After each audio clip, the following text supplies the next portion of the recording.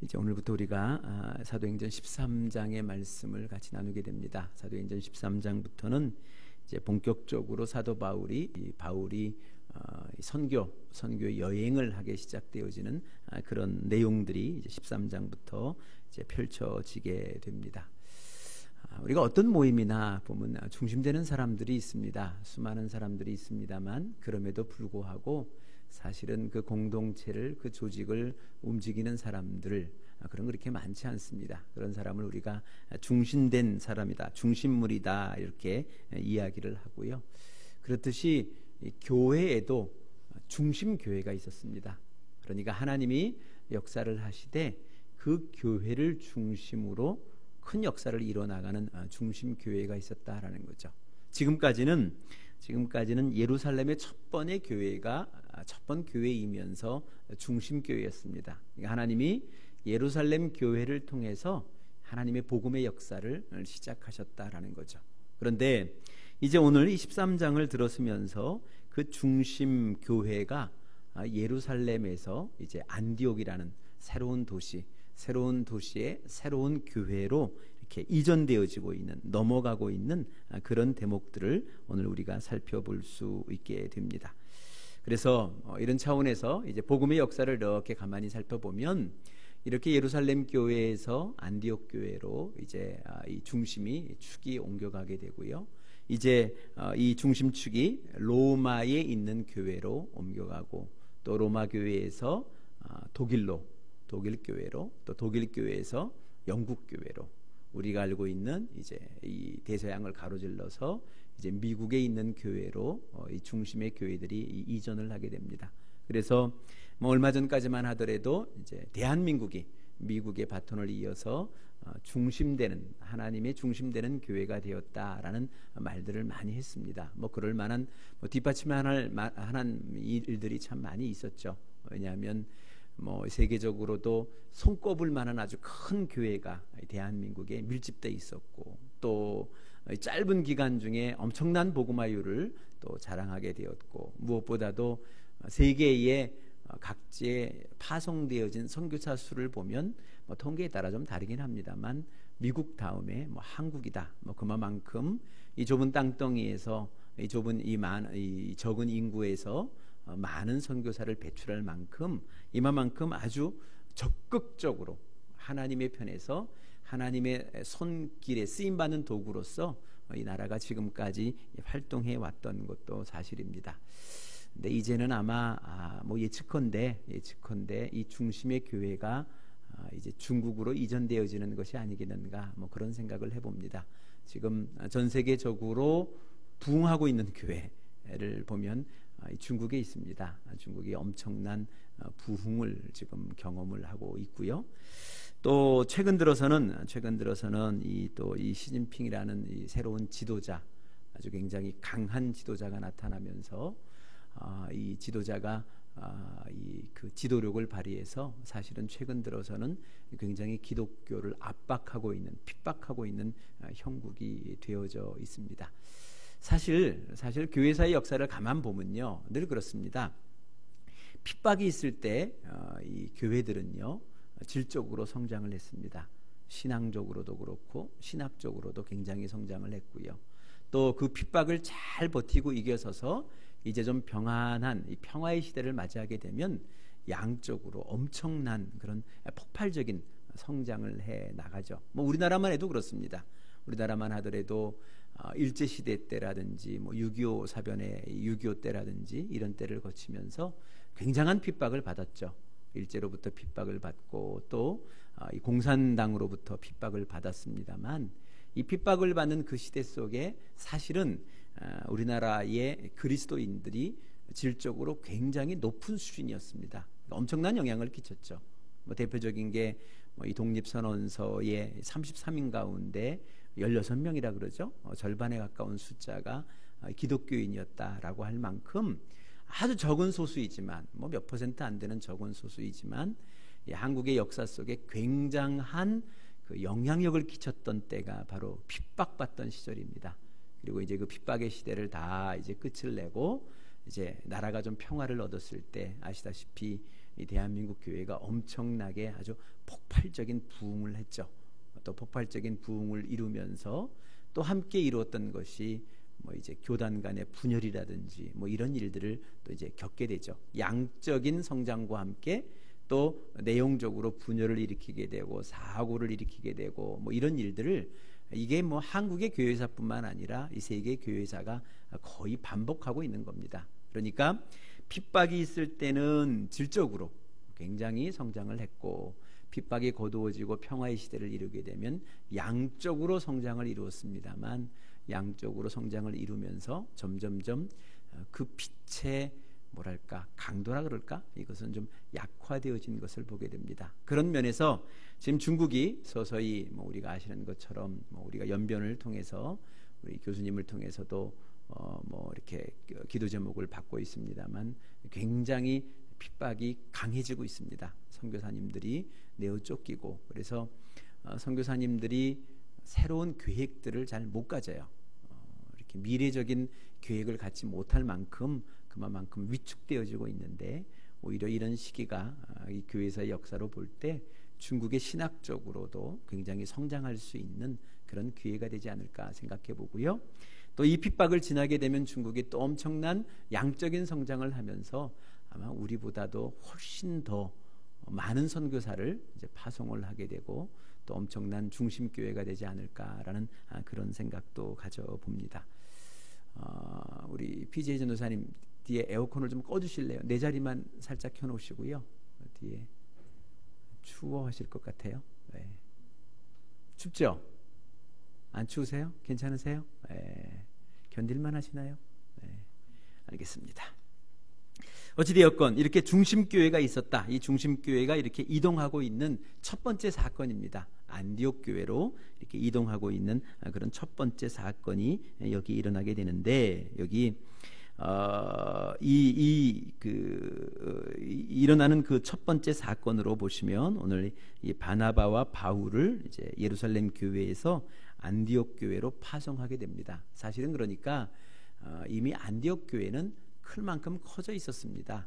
그러니까 바울과 바나바와 바울이 가서 안디옥 교회를 아주 키웠다 이런 것보다도 오히려 이 안디옥에는 수많은 그리스도인들, 예수를 믿는 사람들이 이미 있었고 또 그들을 잘 이렇게 목회하기 위해서, 목양하기 위해서 예루살렘 교회에서 이 안디옥 교회로 파송을 했습니다. 사실 그 전에도 이미 보신 것처럼 안디옥 교회에서 이미 어려워진 예루살렘 교회를 위해서 헌금을 거두어 보낸 적도 있는 것처럼 이미 안디옥 교회는 상당히 큰 그런 이렇게 힘을 보유하고 있는 교회가 되었고요.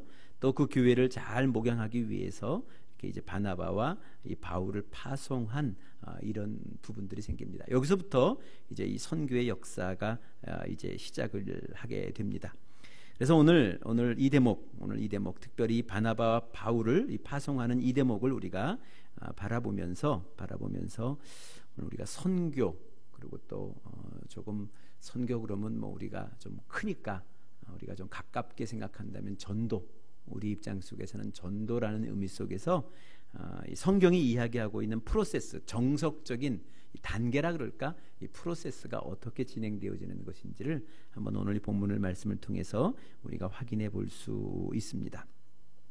먼저는 오늘 본문 말씀 2절을 보시면 성령의 인도하심이 있어야 한다라는 그런 얘기를 합니다. 그러니까 성령의 말씀이 있으셨다. 성령이 그들에게 말씀하셨다. 너희는 나를 위해서 바나바와 사울을 따로 세워라라는 이 성령의 말씀이 먼저 있었다라는 거죠. 그러니까 이 복음을 전하는 선교의 역사, 전도의 역사의 시작은 성령의 인도하심이 있는 겁니다. 성령이 함께하지 않고서는요, 전도도 선교도 이루어질 수가 없습니다. 하나님의 영이 함께하지 않고서는 그죠? 이 선교의 역사, 전도의 역사는 이루어질 수 없다는 것, 바로 그 대목을 오늘 여기서 우리가 먼저 생각을 해 봅니다. 그런데 보면 어떨 때에 하나님의 성령이 저들에게 임했는가, 이 성도들에게 임했는가, 이 안디옥 교회에 임했는가 이렇게 살펴보시면요, 여기 2절 그 처음에 보시는 것처럼 그죠? 그들이 주님께 예배하면서 금식하고 있을 때다라고 얘기를 합니다. 그러니까 우리가 누군가를 위해서 전도한다, 또 어느 나라를 위해서 선교를 한다, 선교사를 파송한다 그랬을 때 하나님의 성령의 인도하심과 감동하심이 없으면 아무리 우리가 애를 써도요, 전도도 선교도 이루어지질 않습니다. 그런데 그 성령이 어느 때 임했는가 하면 결국은요, 전도를 해야 될 사람, 선교를 해야 될 그 사람들이 모여 하나님 앞에 예배드리고 또 하나님 앞에 금식하며 기도할 때, 그러니까 좀 다른 말로 표현을 하면 하나님에게 집중하고 있을 때입니다. 예배드리며 집중하고 또 그죠? 기도하면서 어느만큼 기도를 했냐면요, 먹는 것도 잊어버릴 만큼, 그죠? 때를 잊어버릴 만큼 하나님 앞에 집중하여 기도하고 있을 그때에 하나님의 성령이 임하셨고요, 그 성령으로 말미암아 선교의 역사와 전도의 역사가 시작되었다는 것, 바로 그것을 우리가 보게 됩니다. 그래, 우리가 뭐 이제 영혼 구원하는 교회, 영혼 구원하여 제자 삼는 교회다라고 우리가 계속 강조를 하고 있습니다만, 영혼 구원의 역사의 시작은 바로 여기서부터 시작되는 겁니다. 예배당에서부터. 우리는 자꾸 전도는 나가서 해야 된다라고 생각하는데요, 나가서는 나중 일이고요, 먼저 이 자리에서 우리가 예배가 회복되어지고 기도가 회복되어지고, 그죠?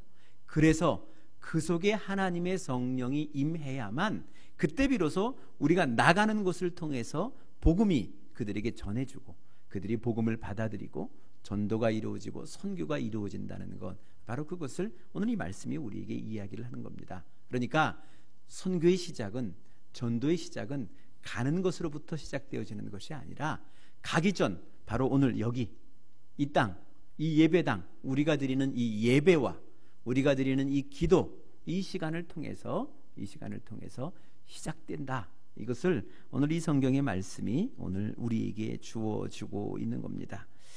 그래서 우리가 이제 정말 우리가 꿈꾸고 있는, 우리가 생각하고 있는 교회가 그런 것 아닙니까? 그저 어디로부터 많은 사람들을 모으겠다, 그것보다는 정말 하나님의 편에서 기뻐하는 영혼 구원. 이 사도행전에서 날마다 그 수가 늘어갔다는 얘기는요, 교회 교인이 늘어갔다 이 얘기가 아니에요.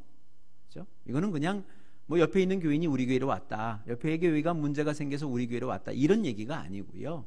이 사도행전이 이야기하고 있는 날마다 숫자가 늘어났다, 수가 늘어났다라는 이 표현은 하나님의 복음, 예수 그리스도의 복음을 듣고 이제 세례를 받고 새로운 생명이 나날이 늘어갔다는 의미지, 교회의 자리를 채웠다, 교회가 부흥해서 교회를 건축했다, 뭐 이런 의미, 이런 정도의 의미가 분명히 아니라는 겁니다. 그래, 우리가 이 성경에서 이야기하고 있는 이 하나님의 교회를 우리가 꿈꾼다면 먼저 우리가 해야 될 것이 우리들의 예배가 회복이 되어져야 됩니다. 우리의 기도가 회복이 되어져야 된다는 거죠. 이것 없으면요, 아무리 우리가 애쓰고 용써도 힘써도요 안 돼요. 될 수가 없다는 거죠. 그것을 오늘 이 성경의 말씀이 우리에게 분명히 이야기해 주고 있습니다. 그리고 오늘 가만히 보니까 그 다음에 이 바나바와 바울이 어디로 갔는가 하면 키프로스 섬입니다. 뭐 영어로 사이프러스, 뭐 요즘 그래서 우리가 키프로스 섬, 뭐 사이프러스 섬 아직도 있죠. 같은 이름으로 이 섬이 좀 있습니다. 이 섬에서 이제 저들이 가서 복음을 전하게 되는데, 이 섬은 이 지중해에서는 세 번째 큰 섬입니다. 굉장히 큰 섬이라는 거죠.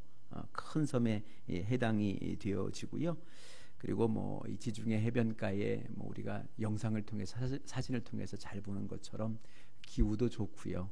그래서 별장이 참 많은 지대이고 또 그렇게 풍랑이 심한 곳이 아니어서 고요한 곳이어서 이렇게 배를 만들기도 하는, 조선업이 발달되기도 하는 그런 곳이 이 키프로스, 사이프러스 섬입니다. 그리고 굉장히 풍요한 섬이죠. 넉넉한 섬입니다. 또 더군다나 이 섬에서 숭배하고 있는 신이 비너스 신이에요. 비너스 신.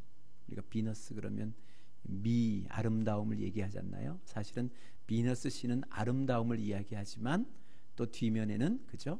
굉장히 성적으로 타락되어진 그런 의미를 갖고 있거든요. 그래서 이 키프로스 섬은 풍요하고 넉넉하고 모든 것이 다 좋아서 많은 사람들이 정말 살고 싶다라는 그런 곳인데, 그런 곳이 성적으로 보면, 윤리적으로 보면 굉장히 부도덕하고 또 윤리적으로 아주 안 좋은 그런 음탕하고 부도덕한 그런 곳이 여기에 이 키프로스 섬이다라는 겁니다.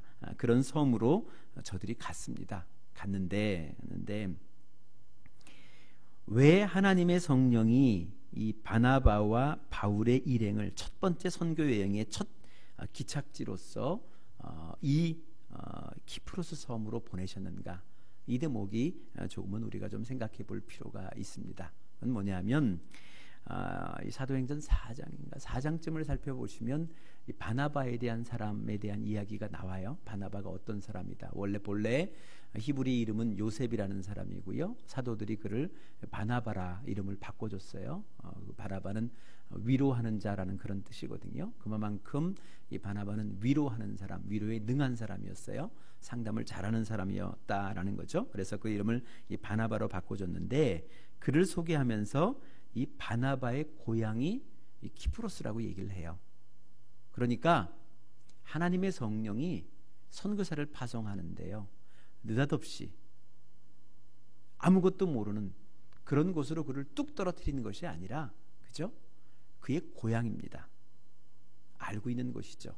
충분히 무언가 그곳에서 새로운 사역을 꿈꿀 수 있는, 그죠? 그런 곳을 먼저 파송하셨다. 이 대목을 우리가 좀 생각을 해야 된다라는 거죠. 그러니까 우리가 지난주에도 우리 네팔에 우리 선교사님 모셨잖아요. 우리 문경의 사모님이 오셔서 짧게 인사를 나눴습니다만, 그렇잖아요. 그분도 이야기를 가만히 들어보니까 처녀 시절에 18년 전 처녀 시절에 단기 선교사로서 네팔을 갔어요. 네팔을 가서 또 단기 선교사로 오신 지금의 남편 서은식 선교사님을 만난 거예요. 그래서 두 분이 결혼을 하셨어요. 결혼하신 이후에 이제 단기 선교는 끝났지만 이제 그들을 만나게 했던 이 네팔 사람들을 평생 품자, 우리 죽을 때까지 품자라는 그런 사명을 가지고서 이 부부가 장기로 이제 평생을 두고, 이제 묻히는 게 꿈이에요.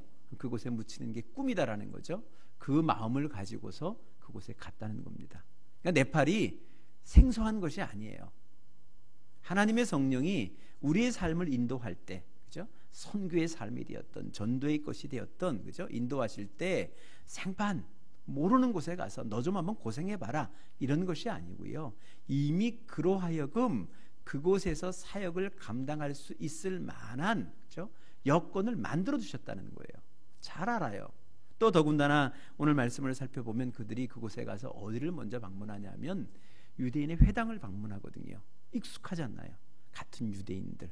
비록 키프로스에서 태어나고 키프로스에서 자랐을지 모르겠어요, 그들은. 그러나 그들은 같은 유대인으로서 한 하나님을 섬겼던, 유대말을 아는 히브리 사람들이 모여있는 회당을 먼저 찾았어요. 이렇듯 하나님의 성령은 우리로 하여금 생소하고 낯설고, 그래서 마치 어디 이상한 곳에 떨어진 그런 환경 속에서 우리로 하여금 너 좀 한번 고생해봐라, 그런 것이 아니고 우리로 하여금 할만하도록 모든 것을 미리 준비해 주신다라는 그런 대목입니다. 그래, 오늘 그것을 우리가 조금 좀 좁혀보면, 우리가 지금 전도라는 것으로 우리가 좁혀보면, 복음을 전하는 것으로 좁혀보면 이런 겁니다. 오늘 내가 여기 있으면요, 생소하게 저 부산에 있는 사람을 우리가 얘기하고 있는 VIP로 품고 위하여 기도하는 것 필요해요. 그러나 정말 중요한 것은요, 그들이 아니고요, 그 멀리 있는 그가 아니고 내 가까이에 내가 지금 만나고 있는 사람. 우리가 아산제자교회에서 이야기를 나누면서 3일 반점 얘기할 때 뭐였어요? 그죠? 그들의 목원이 VIP가 누구였냐 하면 다 그냥 짜장면 먹으러 오는 사람이에요. 나를 늘 만나러 오는 사람들, 우리 가게에 오고 있는 사람들. 쌍용스토어의 이야기도 똑같은 거 아니겠어요? 나와 함께 오늘 일하고 있는 이 사람들, 오늘 이 사람들이, 그죠? 처음에 복음의 대상인 거죠. 복음의 대상. 오늘로 생각해 본다면 바로 그런 이야기를 하는 거예요. 생판 아무도 모르는 곳에 가서 내가 길거리에 나가서 사람에게 복음을 전하고 그들을 하나님의 전으로 데리고 온다, 세례를 베풀고 하나님의 백성으로 만들다, 그게 아니라는 거죠. 그게 아니고 오늘 내가 아는 사람들, 내가 익숙한 사람들, 그의 아픔이 무엇인지를 아는 사람들, 또 그를 섬겨야 된다면 내가 그를 어떻게 섬겨야 되는지를 아는 사람들, 바로 그 사람들이 하나님이 나를 보내신 사람이라는 거예요. 하나님의 성령이 나를 보내신 사람이라는 거죠. 그렇잖아요. 놀이터에서 늘 만나는 사람, 우리 아이와 함께 뛰어노는 아이의 부모들 늘상 만나잖아요. 늘상 만나는 그들이 바로 그 자리가, 그를 만나는 그 자리가 하나님의 성령이 나를 보낸 자리라는 거죠. 바나바의 고향, 유대인이 모여있는 회당, 익숙하고 얼마든지 만나서 짧은 기간이지만 서로 관계를 맺고 서로 통하면서 서로의 섬김과 나눔을 할 수 있는 그런 대상으로 보내시는 분, 바로 그런 분이 우리 하나님의 성령이다, 이 성령이다라는 것을 오늘 이 말씀을 통해서도 우리가 확인해 볼 수 있겠다라는 겁니다. 그리고 또 오늘 이 선교사의 첫 번의 선교사의 역사를 또 보면 또 이런 대목이 있습니다. 여기 5절에 보시면 이게 바나바와 바울만 간 게 아니고 여기 보시면 요한이라고 하는 이 사람을 조수로 데려갔어요. 이 돕는 사람, 이 어시스턴트로 데려갔다는 거죠. 그리고 이후에 이 바울은 이제 계속해서 2차, 3차 전도 여행을 떠나면서 계속 뭐 누가를 데려가든지 요한을 데려가든지 뭐 이런 사람 저런 사람을 데려가면서 계속해서 함께 협력할 사람을 데려갑니다. 혼자 가는 게 아니에요. 그렇죠? 처음에 바나바와 바울을 함께 묶어서 보냈지만 그들만 보낸 것이 아니라 그들과 함께하는 요한을 수종들기 위하여 도우면서 그로 하여금 배울 수 있는 사람으로 요한을 같이 딸려 보내셨다는 거죠.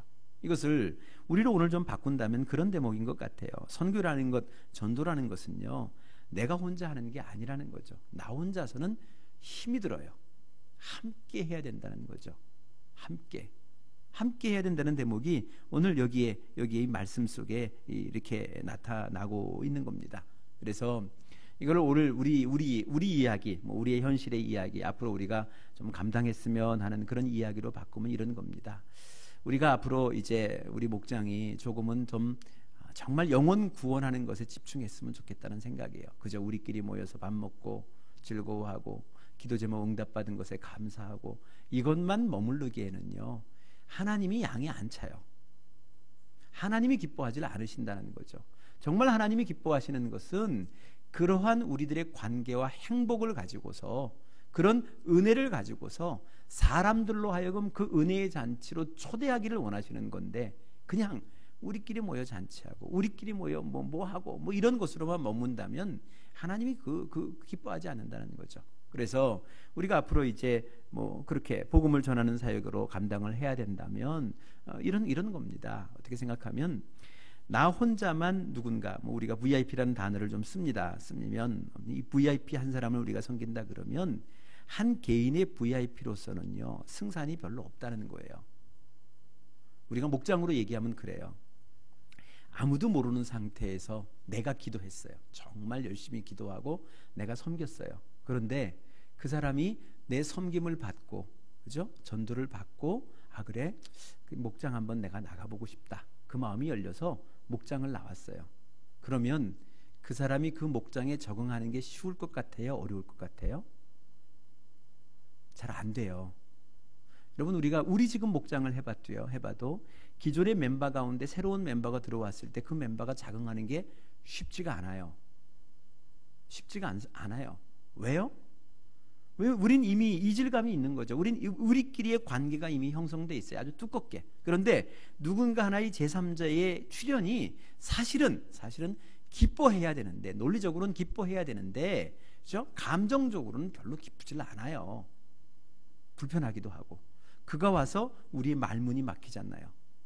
그 전까지는 쉼없이 우리가 나눌 수 있었는데 그가 등장함으로 내가 나누는 수위도 조절을 해야 되고, 뭐 이런 불편함들이 있어요. 있다 보니까 누군가 새로운 사람들, 생소한 사람이 와서 이 적응하는 게 어려워요. 교회도 똑같아요. 이거는 뭐 우리 목장뿐만 아니라 똑같습니다. 새로운 사람이 와서 적응하기가 참 어려워요. 그걸 위해서 뭐 어떤 교회는 바나바 뭐 그런 뭐 사역을 하기도 하고 뭐 별 사역을 다 하고 있습니다만 똑같다는 거죠. 그랬을 때 이것을 우리가 좀 이길 수 있는, 돌파할 수 있는 방법은 무엇인가? 오늘 얘기로 한다면, 그죠? 바나바와 바울과 요한이 하는 선교의 대상이 같은 거예요. 우리로 얘기한다면 개인의 VIP가 아니고 목장의 VIP가 되었다는 거죠. 그렇잖아요. 그러면 그죠? 내 VIP가 아니라 우리 VIP잖아요. 그가 나타났을 때 우리가 얼마나 그죠? 함께 기뻐할 수 있겠어요. 그를 기꺼운 마음으로, 즐거운 마음으로. 왜요? 바나바도 노력했고, 그죠? 바울도 노력했고, 요한도 노력했잖아요. 그를 위해서 쉼없이 애쓰고 힘썼잖아요. 내가 쉼없이 애쓰고 힘썼던 그 희생의 열매로 누군가 다가왔을 때 그 열매에 대한 기쁨, 수확에 대한 기쁨은 모두의 기쁨이 되어줄 수 있다는 거죠. 그래 우리가 이제 이 개인의 VIP에서 목장의 VIP로 어떻게 우리가 만들 수 있을까에 대해서는 우리가 조금 더 논의를 좀 해보겠습니다만, 가장 쉬운 것은 그거예요. 그죠? 이 목장의 모임마다 뭐 우리가 이제 지난주 우리 목자 목녀 모임 속에서 같이 나눴습니다만, 맨 마지막에 이 VIP에 대한 관심을 표명하는 시간이 있어요. 이때 쉼없이 내가 이번 한 주 동안 그와 함께 관계를 맺기 위하여 애썼던 그에 대한 이야기를 목원들과 함께 같이 나누는 거예요. 같이 쉼없이 나누고 있는 거죠. 쉼없이 나누면 이제는 이 목원들의 입장 속에서는요, 하도 들었기 때문에요, 그를 알아요. 사실 그는 우리를 모르지만 다 알고 있어요. 그죠? 어떤 사람인지, 그가 어떤 아픔을 갖고 있는지, 그를 위해서 우리가 뭘 도와줘야 되는지 다 알고 있다는 거죠. 그죠? 그러면 그가 이제 그죠? 어떤 그 친구의 전도를 통해서 목장에 처음 왔을 때는요, 그때는 누구 한 사람만의 열매가 아니라는 거잖아요. 모든 목원들이 함께 동참했으니까 함께 기뻐하고 함께 나눌 수 있다는 거죠. 그러면 그 새로운 사람이요 와서 그죠? 벽이 없잖아요. 서로의 벽이 없는 거예요. 벽이 이미 알고 있었으니까 조금만 자기의 마음을 터놓기 시작을 하면 모두가 하나가 되어줄 수 있다라는 거죠. 그래 오늘 이 말씀도 바로 그거예요. 같은 선교를 했어요. 같은 선교지에 파송을 받으면서 바울 혼자, 바나바 혼자, 요한 혼자 간 것이 아니라 바나바와 바울이 가면서 그의 일행으로, 조수로서 요한이 함께 동행을 했다라는 것은 이제 한 선교지에 한 사람을 선교하며 전도함에 있어서, 한 교회를 세움에 있어서 그것은 한 사람의 몫이 아니라 세 사람 모두의 몫인 거죠. 모두의 몫이 되었다. 모두의 기쁨이 되었다. 그 이야기가, 그 말씀이 오늘 이 말씀 속에 나타나고 있다는 거죠. 그래 오늘도 좀 이제 우리 교회도 이제는 좀 서서히 좀 이랬으면 좋겠다라는 생각이 들어요. 왜 제가 이제 와서 이 말씀을 여러분들과 같이 나누는가 하면 이제는 된 것 같아요. 이렇게 가야 할 것 같아요. 왜냐하면 오시는 우리 대략적으로 주일 출석하시는 오시는 이 장년 가운데 우리 목장에 한 60 내지 70% 가까이가 이제 들어가셨어요. 뭐 그들이 열심히 다 출석하고 출석 못하고는 뭐 나중 일이고 어찌되었건 비슷하게 지금 된 것 같아요. 이제는 이 30%에 우리가 너무 마음을 쫓기게 되면 앞으로 우리가 감당해야 될 이 수많은 사람들, 이 구원에 대한 역사를 우리가 이제는 못 이룰 것 같아요. 놓칠 것 같아요. 이제는 그러면 우리 안에 담겨진 이 30%에 대해서 끊임없이 섬기고 위해서 기도하고 나가겠습니다마는, 그러나 이들 못지않게 이제 하나님의 편에서 급한 구원의 사람들, 그 사람들을 향해서 이제는 나갈 때가 됐다. 이제는 우리가 가야만 한다라는 마음이 이제 계속해서 올해 들어서 들기 시작한 거예요. 그래서 올 1월달 여러분 설교의 주제가 계속 보면 교회에 대한 이야기를 했어요. 올해부터는 가정교회라는 말을 그죠? 숨기지 않고 뭐 자주는 쓰지는 않았습니다만 계속 사용해 왔어요. 근데 이제 이쯤 되어지면 우리가 너무 무언가에 붙들려 그죠? 우리가 가야 할 길을 가지 못하는 그런 주춤주춤한, 이것도 아니고 저것도 아닌 그것을 좀 벗어나서 이제는 마땅히 우리가 가야 할 그 길이 하나님이 원하시는 길이라면, 또 하나님이 원하시는 그 길을 우리가 가기로 작정을 했다면 이제는 과감하게 가야 할 때가 되지 않았나, 아니 가야 하지 않겠는가, 이제 그 생각이 저에게 계속해서 기도 중에 주시는 거예요. 그래 이제 여러분들하고는 그렇게 나누고 싶어요. 적어도 오늘 이 수요 모임에 나오신 여러분들은요, 그렇잖아요. 적어도 그렇죠? 하나님의 교회가 어떤 것인지 알고요. 이제 이미 오래 저와 함께 우리 소망교회와 함께 그래도 뭐 몇 년 안 되는 교회이지만 그래도 오랜 기간 함께 했던 분들 아니겠어요? 그러면 이제 우리들은 이 우리 교회가 나갈 방향을 좀 이제 확실히 하고 그 길을 향해서 함께 좀 줄다름했으면 좋겠다. 이제 이 3.1 기도의 수요 이 모임에 나오시는 분들하고는 그런 이야기를 조금 더 나누고 싶다라는 그런 마음이 계속 하나님으로부터 주시는 제 마음이에요.